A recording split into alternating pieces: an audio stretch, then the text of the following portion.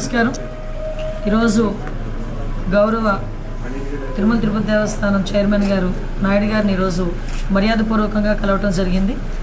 ప్రత్యేకంగా పైకరపేట నియోజకవర్గంలో ఉపమాక వెంకటేశ్వర స్వామి ఆలయాన్ని 2015లో టీటీడీకి హ్యాండ్ ఓవర్ చేయడం జరిగింది.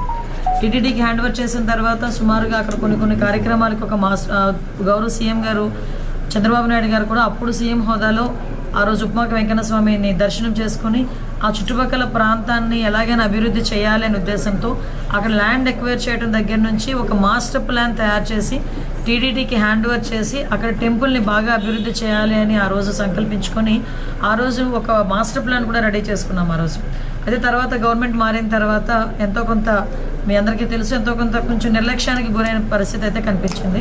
తర్వాత మళ్ళీ ఈ రోజు మార్చి 10వ తారీఖున ఉపమాక వెంకన్న స్వామి కళ్యాణోత్సవం అనేది చాలా ఘనంగా జరిగే పరిస్థితి కనిపిస్తూ ఉంది. సుమారుగా 1,00,000 నుంచి 1,20,000 వరకు కూడా భక్తులు వచ్చి ఆ రోజు స్వామివారిని దర్శించుకోవటం అనేది జరుగుతుంది.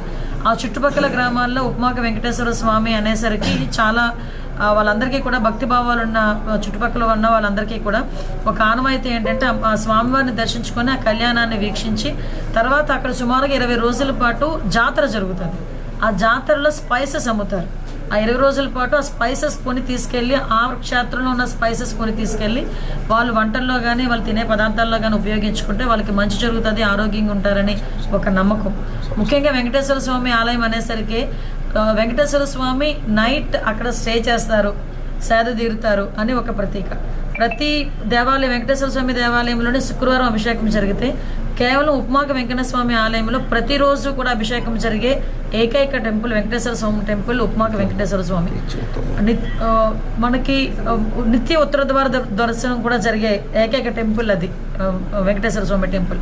సో అటువంటి టెంపుల్ని మళ్ళీ తిరిగి ఈరోజు మళ్ళీ అభివృద్ధి పదంలోకి ముందుకు తీసుకెళ్ళాలి, భక్తులందరికీ కూడా అందుబాటులో ఉంచాలని గౌరవ చైర్మన్ గారిని కలిసిన వెంటనే చాలా సానుకూలంగా స్పందించారు.